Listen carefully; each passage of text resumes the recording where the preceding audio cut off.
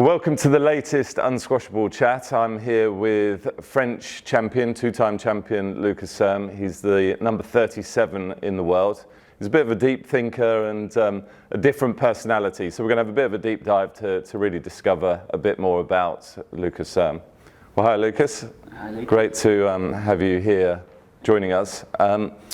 Just wanted this to be a little bit different and more about you, really. So I always think that you do things slightly differently. You don't necessarily beat to the same drum as every other squash player. And I think that gives you something slightly different. And one of the things that jumped out to me immediately is the fact that you chose to go to university in England, at Bristol, at UWE. I just sort of wondered why you made that decision and also how you then learnt to speak incredible English. I always wanted to go and study abroad since I was little.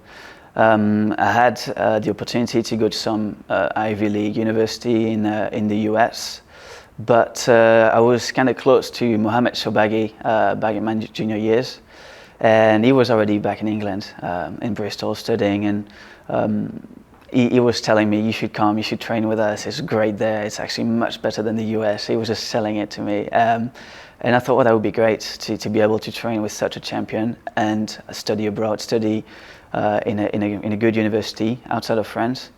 So I made the decision to go there so I could get the best of both worlds. And what did you actually study when you were in Bristol? I study English language and linguistics. So you did a good job with that, because your English is good. I was always really interested in languages. I had already started studying English back in high school in France. And obviously traveling, playing all those junior tournaments around Europe, it really helps learning the language. And I was so interested in it, so I just decided to go really for it at university. So you're a bit of a linguist. So how many languages do you speak? I only speak really French and English. I have a bit of I'm starting to learn Czech because my wife is Czech, and right. I can hold a bit of a conversation. And I still have some basics of Spanish from high school, but it's a bit rusty. Right, very good. Better than me, that's for sure. How long did you actually spend in Bristol? I spent 4 years there, until I just graduated. Would have liked to stay there even longer, but it was just a bit expensive. Didn't have the means to stay and pay off a loan and everything, so I had to go back to France and just focus on squash. But that was definitely some of the best 4 years of my life. So having all those training partners, you mentioned sort of the Beast of Alexandria, Mohamed El-Shorbagy. What would you say was the biggest sort of take-home message or thing that you learnt from being there from someone like that? Yeah, there's many things. It's hard to just pick one thing. But no. What type of thing? Because I'm sure people would be interested in the type of stuff that you, as an aspiring player, would take from that kind of environment. Well, it was an interesting time for Mohamed as well. Back then, he was just in the top 10, but still struggling against the really top guys. He wasn't the world number 1 yet. It was really a transition period for him. So I could witness his progression to the very top during those 4 years, and could see how what it meant to be a professional squash player in everyday life. So how to train properly, how to think like a champion, all these kind of things. You know, it's an everyday thing that you have to just put in your routine every day, really. And you basically have to live it, don't you, to become that good, that dedicated? Yeah, that's what he always said. You know, you have to breathe squash, eat squash. He's always been pretty intense with that. I don't know if anybody can do it as much as him, but he's a bit of an extreme. But he's got some truth in it. You know, you cannot just go half-hearted in it. You have to put your whole mind into the sport if you want to really improve. And do you feel that you're in that place, or do you look for more of a balance? Or I do. Like you said, I'm thinking a lot. I have many areas in life that I'm interested in, and that I don't want to just miss. And so I'm going to be looking for more of a balance between different areas in my life. But when it comes to squash, I still want to think that at the end of the day, I did everything that I could to be the best I can be. What sort of other areas are there that you find quite interesting that you think? Well, there used to be obviously studies. It's still something that I'm thinking about. I'm probably going to go back to studies at some point, or like I'd like to get a career maybe outside of squash or alongside squash at some point. There's the whole family, friends, my wife side of life that I don't want to neglect either. I spend a lot of time doing other things like hobbies. I play music, play guitar, drums. I read a lot, and these are things that I want to spend time doing as well. I don't want to just train all day long and not have time for doing things that I actually enjoy as well. What's your favorite type of music to strum along to play? I like to think that I like really everything, as long as it's good. You just know it. I can listen to rap, classical, hard rock, this kind of stuff. I enjoy a lot kind of hard rock, like heavy metal, this kind of stuff. But I got good headphones. But no, that's probably the style that I enjoy the most. But I really enjoy any kind of music. And what about in terms of reading? What's your favourite thing to read? Well, when I was in England, I spent a lot of time reading actually English classics. I really enjoyed that. And it's a bit embarrassing, really, because you've read way more than me. And maybe, but that was my studies. I had an excuse. That was a time where I spent a lot of time reading all these English classics. But do you have a particular favourite book? Sons and Lovers from Lawrence was a really, really good one that really marked me. But nowadays, I'm more of a Mark Twain fan. Oh, okay. So I really moved on from the English thing. Right, yeah. But it's a constant evolution, really. Like, reading music and other things, you just keep discovering new things, really. And do you actually spend quite a bit of time doing that sort of thing? Like, you'll be reading every day, and yeah. I read. I try to actually write as well. So no, it's something I spend a lot of time doing. Yeah. So could we expect a book in the future, maybe?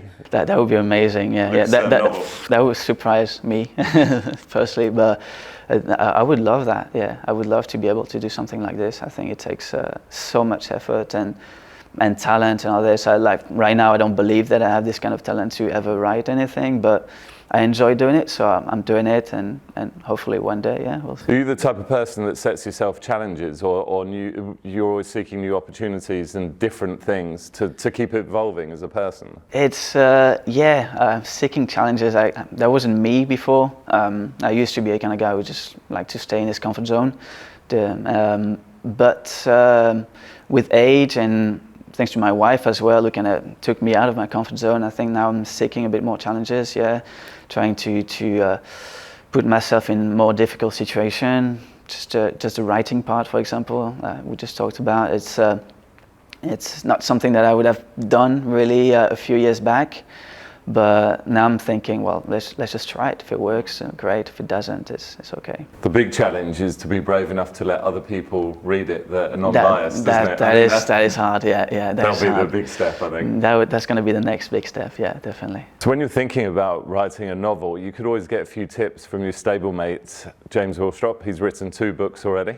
Yeah, he has. Yeah, no, it's one of the reasons why I really admire James, actually, as a squash player, but also just as a person. He's really done what he believed in. Really, just like you said, he put some challenges in front of him, and he just takes it head on. Really, so yeah, it's really inspiring. Yeah. He's a fascinating character for sure. Yeah. So you've mentioned as well that you and your wife Anna are both professional squash players. How does that balance out, and how does that work when you're at home? That works out pretty well, I think. She's really inspiring as well to me.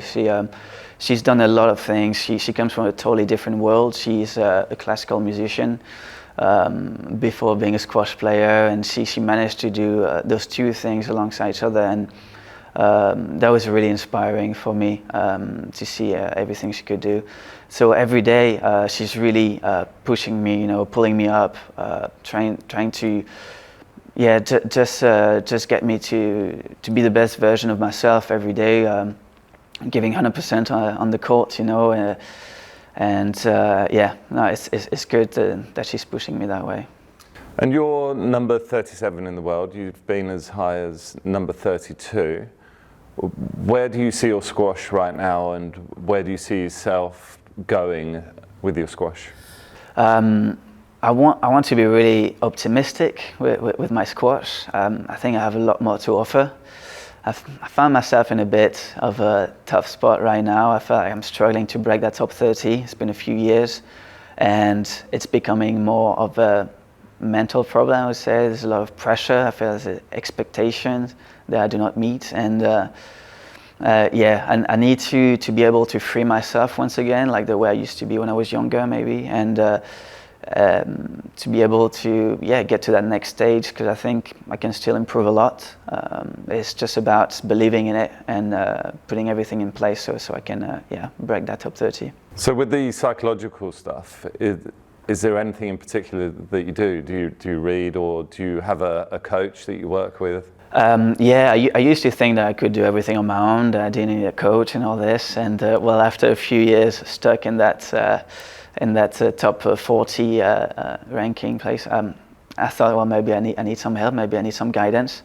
So I started over a year ago. I started to work with a mental coach now, so that's helping. I find there's a lot of things a lot of work that needs to be done, and we'll see where it goes. Hopefully, it's going to help. And with your squash, how would you describe it? What part of squash and playing, as in your style, really sort of excites you about the game? What do you love doing? I love running, love sweating. So, I can see that. Yeah, I'm just a sport addict, really. Even when I'm not playing squash, I need to go run or do something just to sweat. I just love it. And when it comes to squash, I used to be, when I was a kid, I just used to love running after the ball, chasing that ball, just hitting it back to the wall. And obviously, as I grew up, I needed to think a bit more what I needed to do with that ball, to win the points.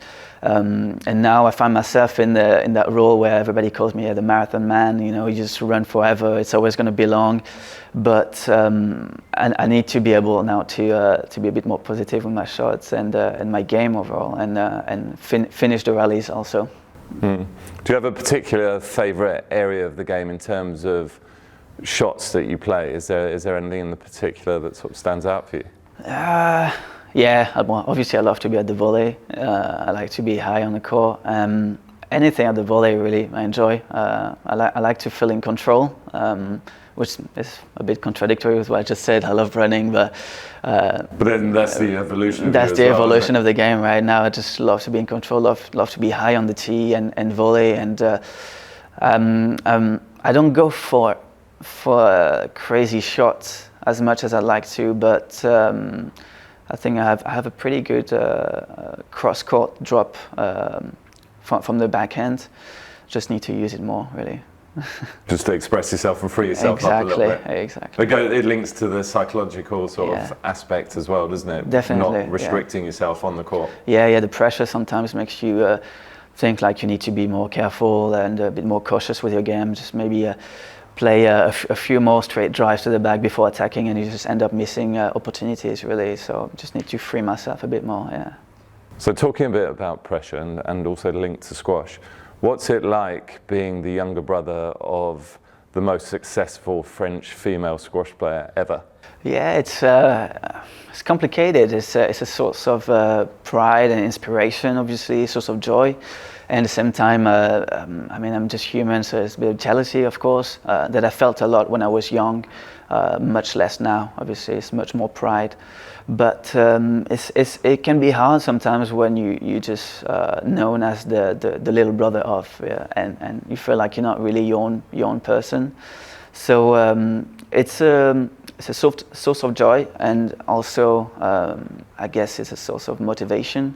I need to break out of that mold and so get out of the shadows of my sister, and so that I can also be a good player.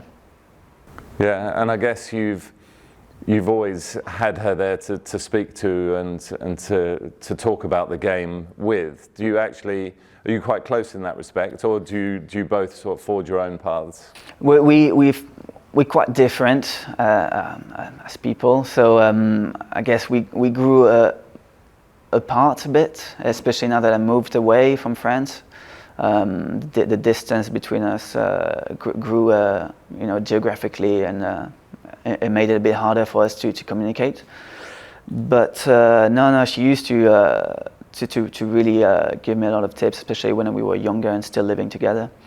Now it's more about supporting each other, being there in the hard times and the good times. She obviously has her staff, I have my staff, and when we talk with each other, we try to talk about something else, obviously, because we just talk squash all the time, so we try to speak about something else when we're together. Relax a little bit. Yeah. So you obviously said that you moved to Bristol to do university to study. You were then in Paris for a few years, and now you've moved across to Prague. Yeah. What's in store for you there? What's that going to be like? Squash is really good because that's where Gregory Gauthier is based. He's obviously still a tremendous player. He has so much to give, so much to teach. So this is a great point for me over there. Then I really just love the lifestyle over there. I love the city. I got my wife's family that's close by. I get along with them. I already have a lot of friends there. So it's just a really good place for me to be. What is it about the lifestyle in Czech that you love so much? It's very safe. It's very safe, I would say, compared to France. They're a bit more hard worker than us, than the French. They make fun of us because we're always on strike and this kind of stuff. And they have this hard working mentality, which is good for me, I guess, on the squash court. I need some people who can just really push me and do not take any excuses. So I like this kind of thing. And then overall, the city of Prague is just amazing. There's a lot of nature, like just an hour drive from Prague. So you must love the architecture as well. The architecture is amazing. The city is great. You can just walk around the whole day and just see so many things. So no, I just love it there, really. I guess it's quite nice having that French connection still there as well. You're two Frenchmen living in Prague. It makes it quite good. Because you're not completely isolated from home then. No, that's true. Yeah, it can be hard if you go in some other countries and you just don't know anyone, or you have no one speaking your language. So it's nice to have Greg to train with every day, and can really give me some tips, and we can talk about home and reminisce. And would you say that, have you got a coach in Prague as well that you work with in terms of your squash and that direction? Yeah, I don't have a coach per se, really, someone who's just behind me day in, day out. But there's a good staff at the club where we work, and some people who are out there to push the ball around on the court, feed us, and there's a fitness coach and this kind of things. So that's pretty good. There's a good staff, yeah. Also wanted to go a bit into, because again, your personality, there's a lot of people that talk about food and diet, and so will say that you can't be vegan or vegetarian. Again, I've spoken to James Horstrop, he's a fellow unsquashable player. He's very much down the vegan route. I know that you're vegetarian stroke vegan. Yeah. How do you find it? And what would you say to people that say it's impossible to do as an athlete? Yeah, well, it is possible. I mean, like James proved it already, and many other athletes in many different sports also proved it that it's possible. I still think it's a personal choice, personal thing to do. Why do you make the choice? Is it out of health, or is it out of principle? It's a combination of different reasons, mostly ethical. I just love animals, and when I stopped one day to think what was happening, what I was putting in my plate, and how it was getting there, I just realized that there was something wrong between what I was thinking and what I was eating. There's also the ecological reason. It's supposed to be better for the environment as well. And then the health reason.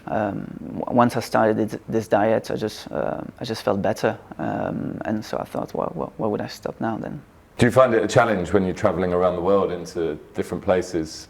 It is, yeah. It is hard, but I think it gets easier and easier now, because all around the world you can see that more people are going down that route, and there's more and more restaurants, more and more options for vegans, vegetarians. So I think it's getting easier, yeah. What would be your favourite dish?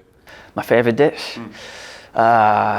there's actually a really nice place in Prague that serves a vegan fried cheese. Which sounds really weird, but unhealthy. Yeah, really unhealthy. But yeah, it's great. It tastes amazing. Yeah. Is it made of coconut, or what's it made of? I think it's from nuts, actually. Right, okay. Yeah, and it's pretty amazing. It sounds disgusting when you talk about what's in it, but it's actually great. Yeah. That's funny. When you're thinking about just changing sort of tacks again, but when you're thinking about your squash and you're playing, what do you actually look for in terms of your equipment, the partnerships that you make? So you spoke a bit about your staff. What is it that allows you to form those decisions? Yeah, when it comes to equipment, I think of myself as someone rather easy. I always manage to find an option in any brand and all. But when I came to UNSQUASHABLE, I just loved the fact that there was a real relationship there. Obviously, the products were quality, and I just found something that suited me straight away, and that was great. But on top of that, there's a real relationship with the brand and with the whole team. You know, it feels real, like a group, like a family, and there's a lot of exchange happening between all the members, and that's something that I was lacking in my previous sponsors. So this is what I was looking for, and this is what I'm really happy about, actually. So you feel like it's a bit of a support network for you that then forms and helps your game more than just you using something? Exactly, yeah. So too many times we just see players just picking a racket and that's it, just putting a picture on, and there's nothing else behind it. Here it's just so much more communication behind just the products. Actually, there's so much talks with the other members of the brand, talking about either the products or squash or games, and so it really pushes us all together toward the top. Yeah, well, I just find it fascinating. I mean, I could sit here and talk to you about all this stuff for ages, but I know you're a very busy person and you've got lots to do. So thank you so much for giving us a bit of a deep dive into your personality, what makes you tick. It's been great that you've been so honest with your thoughts and everything that you've said in your answers. So thank you very much. Good luck for the rest of the season, and with everything else that you're doing. You're so busy and got so much going on. So it's really exciting, and I will look forward to reading your book. Thank you. Thank you, Lucas. Thank you.